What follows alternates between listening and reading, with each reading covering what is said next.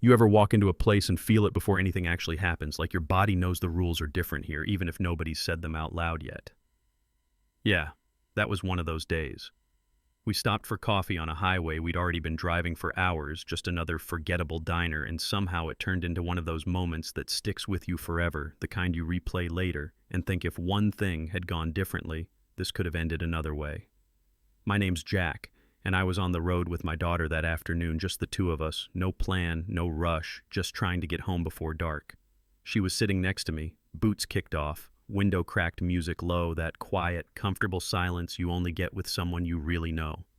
We saw the sign for a roadside cafe, nothing fancy, one of those places with a name you'll forget 5 minutes after you leave, and we both had the same thought at the same time.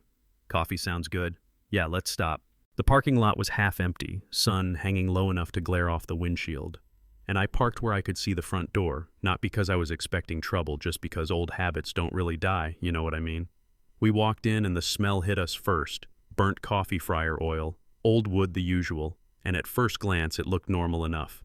A few people scattered around, heads down, chewing quietly, nothing loud, nothing obviously wrong. We sat down, ordered coffee, something small to eat, and for about a minute it felt like exactly what it was supposed to be, a break from the road. Then the room started telling a different story. It wasn't loud, it wasn't chaotic, it was tight, like everyone was sitting a little too still, like laughter had been outlawed without anyone saying so. The server kept glancing toward the same corner. Fast looks, nervous looks, the kind you give when you're tracking something you don't want to provoke. My daughter noticed it too. I could see it in her posture, the way she stopped relaxing and started paying attention, and she leaned toward me and said quietly, "Something's off." And yeah, something was. In the corner sat a uniformed cop, boots, stretched out badge, catching the light every time he moved, coffee cup in hand, like he'd been there a while, and the whole place curved around him. Nobody looked at him directly. Nobody lingered near his table. People finished up faster than they needed to and slipped out the door like they didn't want to be remembered. It wasn't fear exactly. It was pressure, like gravity had changed just enough to make everything heavier. I've seen that look on people before. That look of trying to be small, trying to stay invisible, and it never sits right with me. The cop wasn't yelling, wasn't slamming his fist, didn't need to. He had that tone, that casual, bored authority that lets you know he's enjoying the imbalance. He waved the server over with 2 fingers, said something low and sharp, and she nodded like she'd been scolded. Shoulders tight, jaw clenched.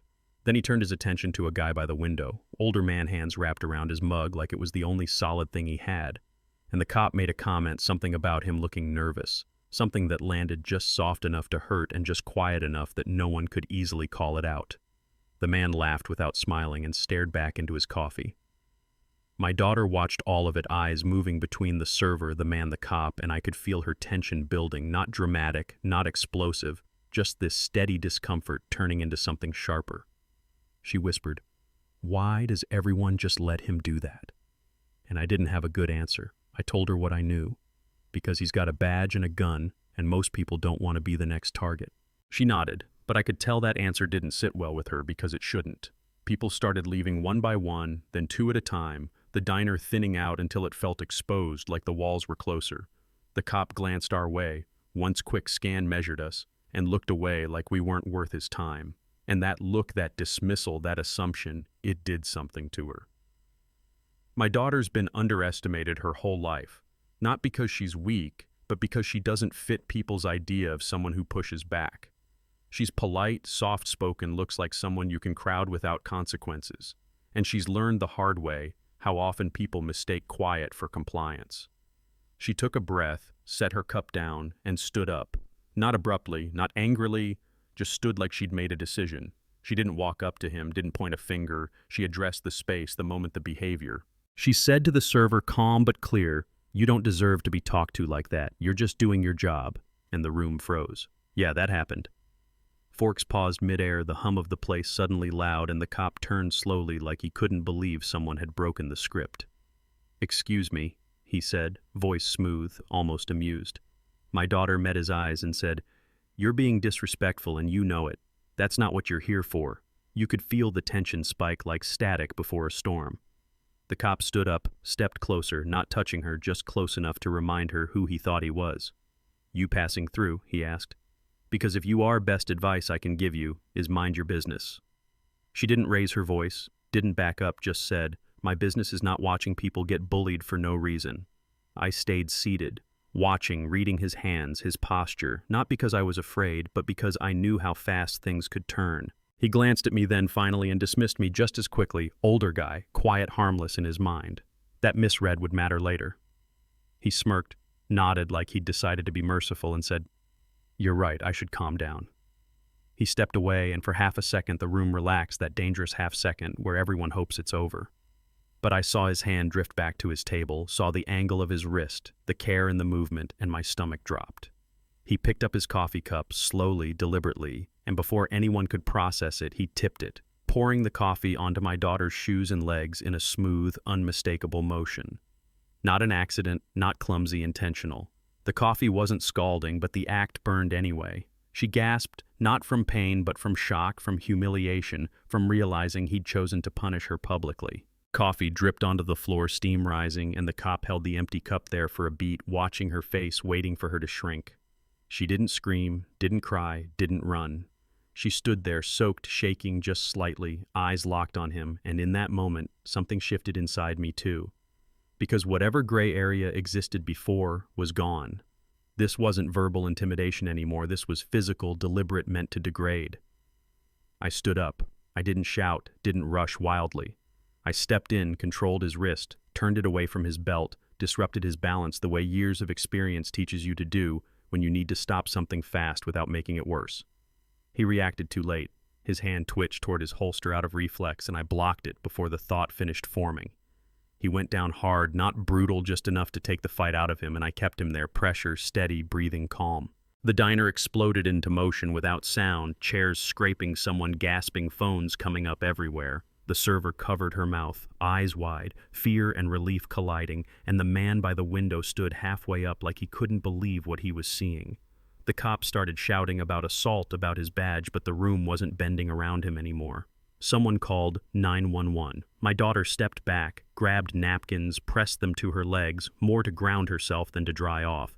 And she watched, not with fear, but with this fierce clarity that told me she knew exactly why this had happened.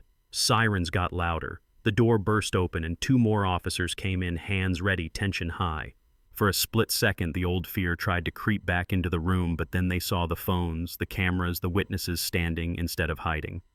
I told them calmly I'd release when they were ready. They cuffed him. I stepped back, and suddenly he was just a man on the floor, angry and exposed, trying to talk his way out of something that had already been recorded from every angle. Statements were taken, voices overlapping, the server finally speaking freely, describing the pattern, the comments, the way she'd felt trapped for months. The man by the window added his story stronger now that he wasn't alone.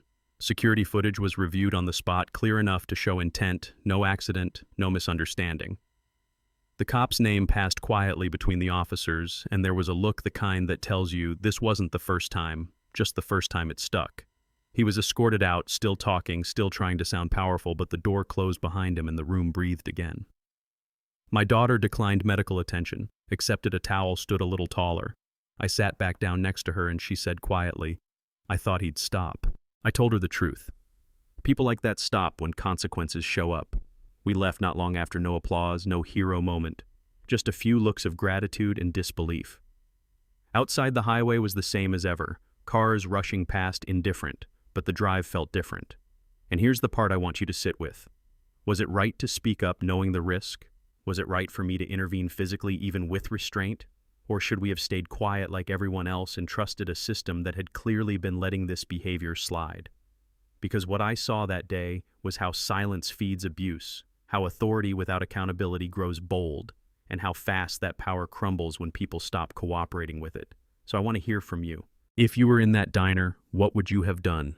Would you have spoken up, recorded, walked out, frozen? Does the uniform change the answer?